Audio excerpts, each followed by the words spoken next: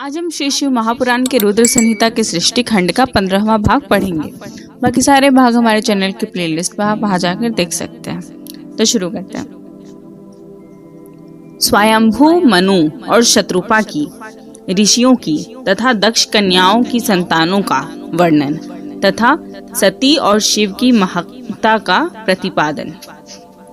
ब्रह्मा जी कहते हैं, नारद, मैंने शब्द, तन्मात्रा आदि सूक्ष्म भूतों को स्वयं ही पंचीकृत करके अर्थात उन पांचों का परस्पर सम्मिश्रण करके उनसे स्थूल आकाश, वायु, अग्नि, जल और पृथ्वी की सृष्टि की, पर्वतों, समुद्रों और वृक्षों आदि को उत्पन्न किया।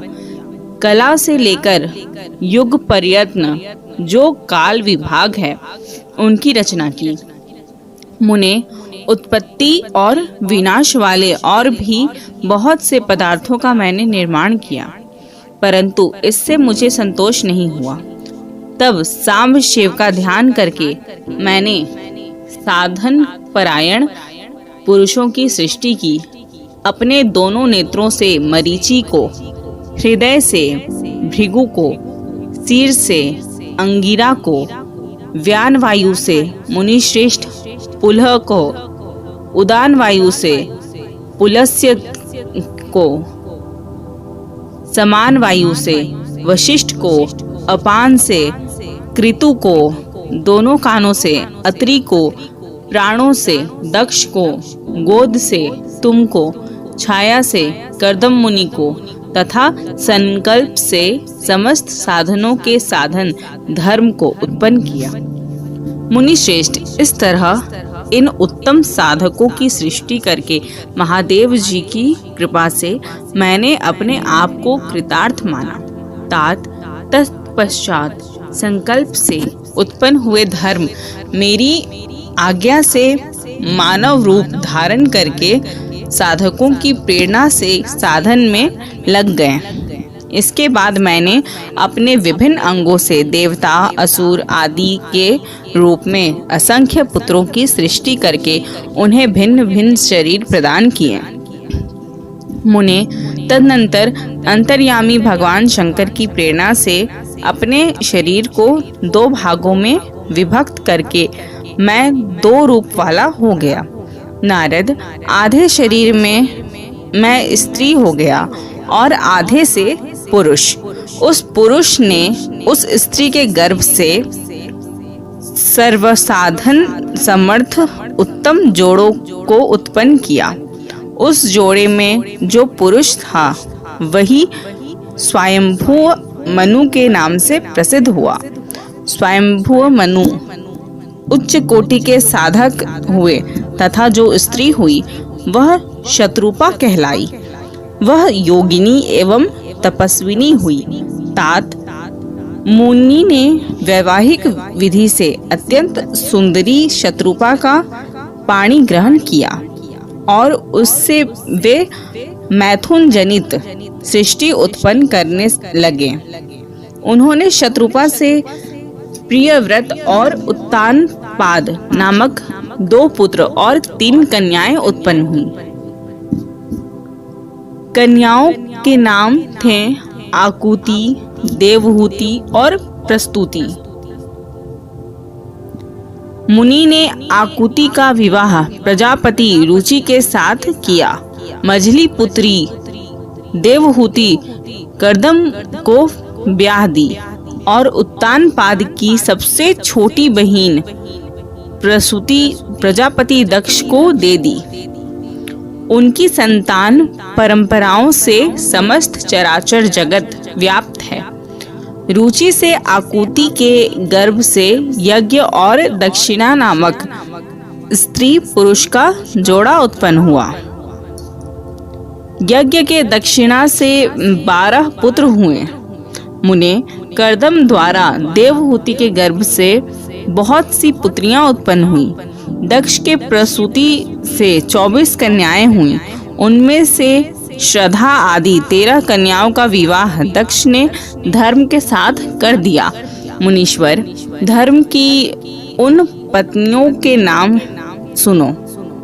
श्रद्धा लक्ष्मी, धृति, तुष्टि, पुष्टि, मेघा, क्रिया, बुद्धि, लज्जा, वसु, शांति, सिद्धि और कीर्ति।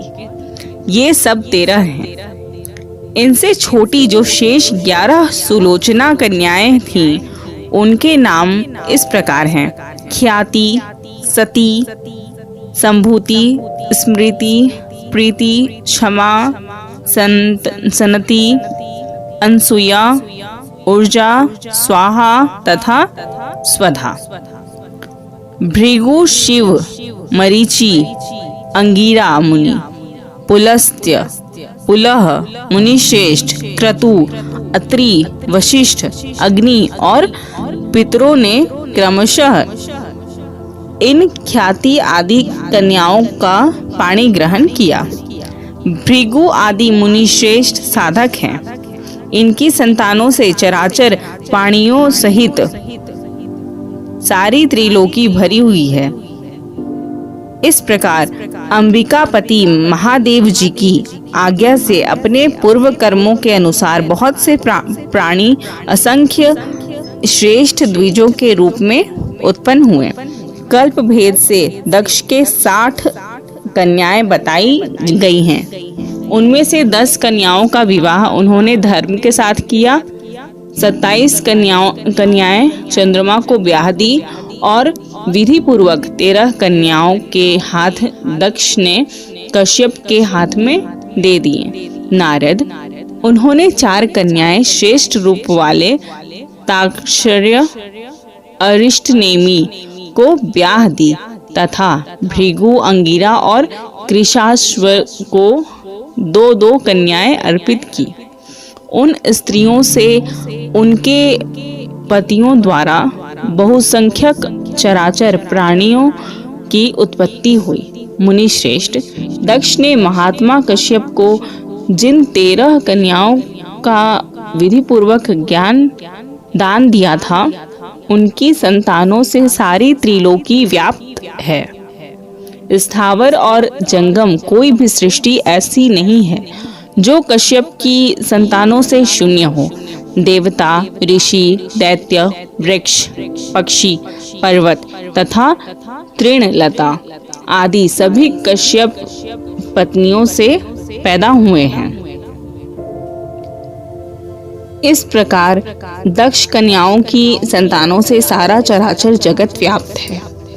पाताल से लेकर सत्यलोक पर्यंत समस्त ब्रह्मांड निश्चय ही उनकी संतानों से सदा भरा रहता है, कभी खाली नहीं होता। इस तरह भगवान शंकर की आज्ञा से ब्रह्मा जी ने भली भांति सृष्टि की। पूर्व काल में सर्वव्यापी शंभु ने जिन्हें तपस्या के लिए प्रकट किया था तथा रुद्रदेव ने त्रिशूल के अग्रभाग पर रखकर जिनकी सदा रक्षा की है, वे ही सती देवी लोकहित का कार्य संपादित करने के लिए दक्ष से प्रकट हुई थीं। उन्होंने भक्तों के उद्धार के लिए अनेक लीलाएं की। इस प्रकार देवी शिवा ही सती होकर भगवान शंकर से ब्याही गई, किंतु पिता के यज्ञ में पति का अपमान देख उन्होंने अपने शरीर को त्याग दिया और फिर उसे ग्रहण नहीं किया।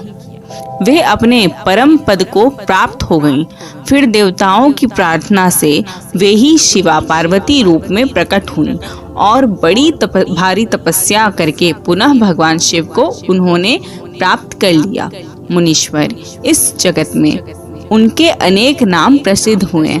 उनके कालिका, चंडिका, भद्रा, चामुंडा, विजया, जया, जयंती, भद्रकाली, दुर्गा, भगवती, कामाख्या, कामदा, अम्बा, मृडानी और सर्वमंगला आदि अनेक नाम हैं जो भोग और मोक्ष देने वाले हैं। ये सभी नाम उनके गुण और कर्मों के अनुसार हैं। मुनि श्रेष्ठ नारद, इस प्रकार मैंने सृष्टि कर्म का तुमसे वर्णन किया। ब्रह्मांड का यह सारा भाग भगवान शिव की आज्ञा से मेरे द्वारा रचा गया है। भगवान शिव को पर ब्रह्म परमात्मा कहा गया है। मैं, विष्णु तथा रुद्र, ये 3 देवता गुण भेद से उन्हीं के रूप में बतलाए गए हैं। वे मनोरम शिवलोक में शिवा के साथ स्वच्छंद विहार करते हैं। भगवान शिव स्वतंत्र परमात्मा हैं, निर्गुण और सगुण भी वे ही हैं। तो यहाँ पे हमारा 15वां अध्याय कंप्लीट होता है। धन्यवाद।